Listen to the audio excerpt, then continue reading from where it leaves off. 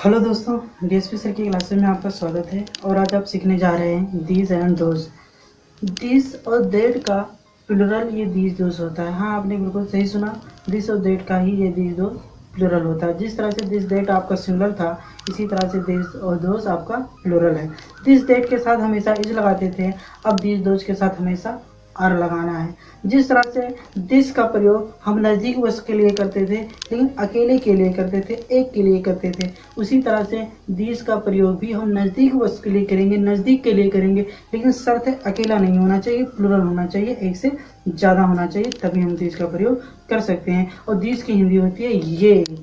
ठीक है, क्या होता है ये, है ना। इससे सेंटेंस में कहें कि ये किताबें हैं, ये मेरे दोस्त हैं, है ना, इसमें भी संकेत ही किया जाता है ना। दिस दोज में भी संकेत किया जाता है। जिस तरह से दिस दैट में भी क्या किया जाता था, संकेत ही तो किया जाता था। नज़दीक के लिए दिस के मतलब या एक कुर्सी है, वह एक मेज है ना, तो इसमें दूर और नज़दीक का संकेत दिया जाता था। इसमें भी संकेत ही देना है, बस एक से ज़्यादा होना चाहिए, यही आपके लिए शर्त है ना। दिस का प्रयोग नज़दीक वस्तु के लिए करेंगे, लेकिन एक से ज़्यादा हो, और दोज का प्रयोग दूर के लिए करेंगे, लेकिन शर्त है एक से ज़्यादा होना चाहिए, अकेला नहीं होना चाहिए, कुल मिलाकर।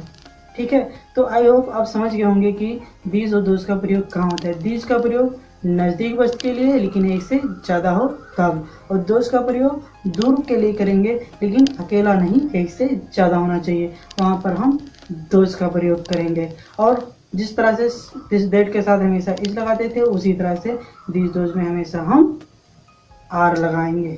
ठीक है, इसमें भी संकेत ही दिया जाता है। दीज दोज में भी नज़दीक के लिए दीज और दूर के लिए दोज, लेकिन प्लूरल होना चाहिए कुल मिलाकर। ठीक है, सिंगुलर नहीं होना चाहिए। तो चलिए इस वीडियो को शुरू से लेकर अंत तक देखते हैं। जो नए हैं, हमारे यूट्यूब चैनल को सब्सक्राइब करके बेल आइकन को जरूर दबाना, ताकि आने वाली वीडियो की नोटिफिकेशन सबसे पहले मिले।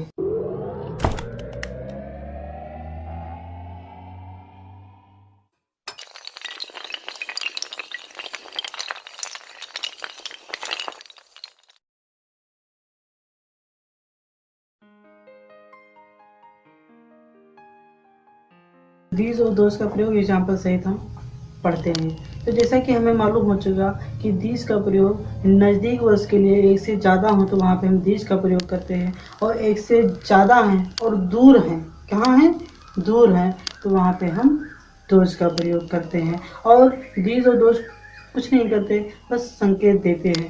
क्या संकेत देते हैं, नज़दीक और दूर का, है ना।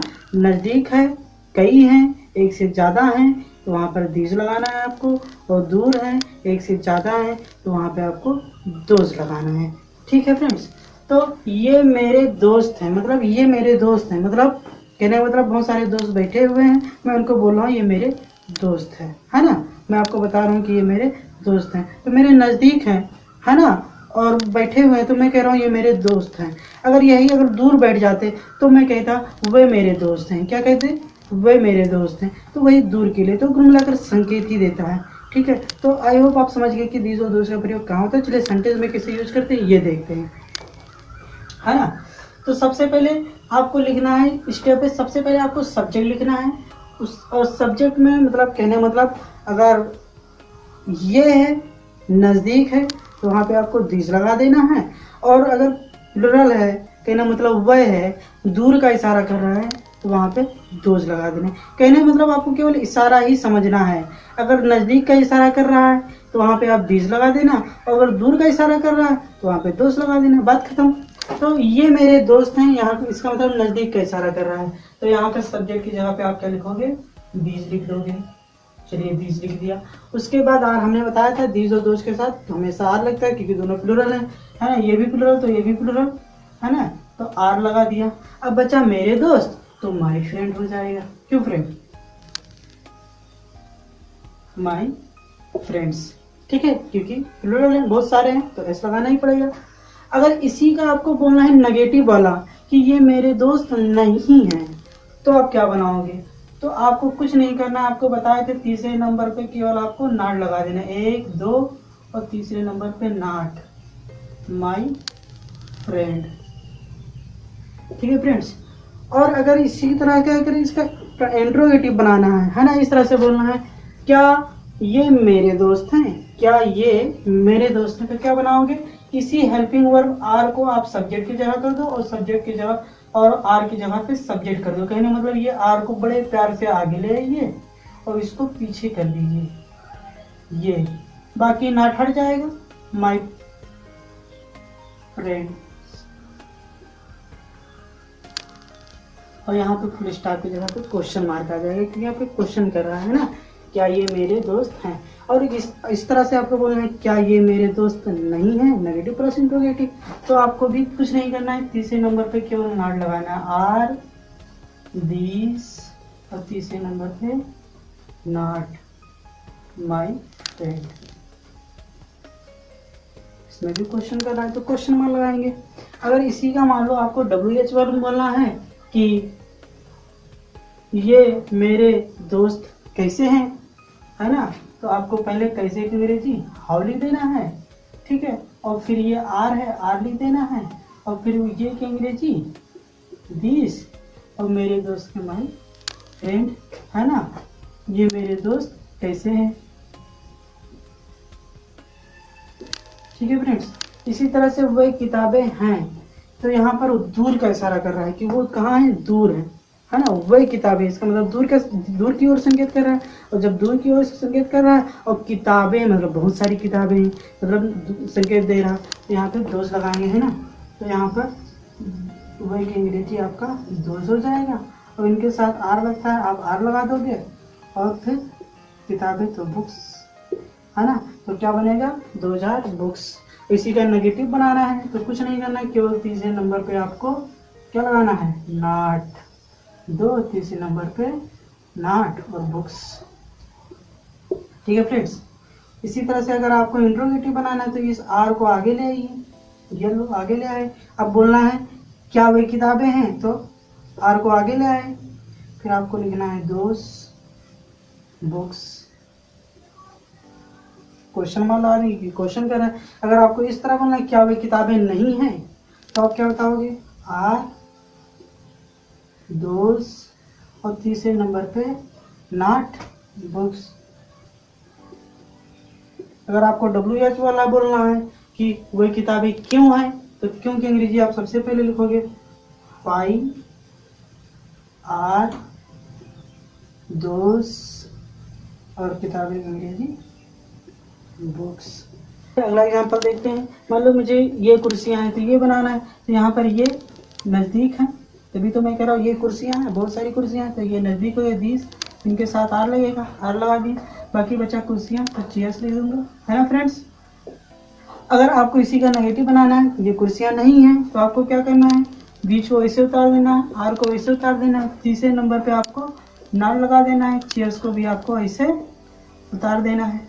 अगर आपको क्या कहते हैं कि इसका इस तरह बनाना है, क्या ये कुर्सियां हैं, तो इस आर को आगे ले आना, लो आगे ले आए, फिर बीच को लिखेंगे, फिर चेयर्स ऐसे लिख देंगे, नॉट को हटा देंगे क्योंकि नेगेटिव वाला तो भी बना नहीं थे। अब आपका नेगेटिव प्लस इंट्रोगेटिव बना है, क्या ये कुर्सियां हैं, तो आपको कुछ नहीं करना है, आर ऐसे रहने देना है, दीज ऐसे रहने देना है, केवल तीसरे नंबर पर नॉट लगा देना, बाकी चेयर्स को ऐसे उतार देना है, बस सिंपल सा, है ना। इसी तरह से आप WH वाला कोई भी वर्ड जोड़कर आप बना सकते हो। ठीक है, चलिए अगला एग्जांपल देखते हैं, है ना। वही कंप्यूटर है, मान लो कोई कमरा है, वहाँ पे बहुत सारे कंप्यूटर रखे हुए हैं, तो मैं यहाँ से आपको बता रहा हूँ कि वही कंप्यूटर है, इसका मतलब बहुत सारे कंप्यूटर वहाँ रखे हुए हैं, तभी तो मैं कह रहा हूँ कि वही कंप्यूटर है, तो वही कंप्यूटर है, संकेत कर रहा हूँ कि वही कंप्यूटर है, तो यहाँ पर वही की अंग्रेजी आपका हो जाएगा दोस्त, लिख दिया दोस्त। अब बाकी बचा आपका क्या कहते हैं कि आर लगा देंगे, स्टेप कह रहा है दूसरा, आर लगा दो, फिर बचा ऑब्जेक्ट तो कंप्यूटर्स।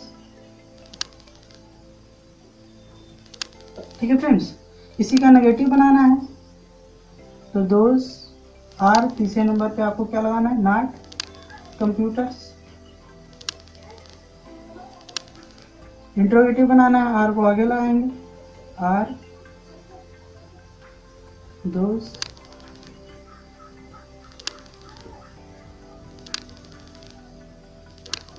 क्वेश्चन मार्क लगा देंगे।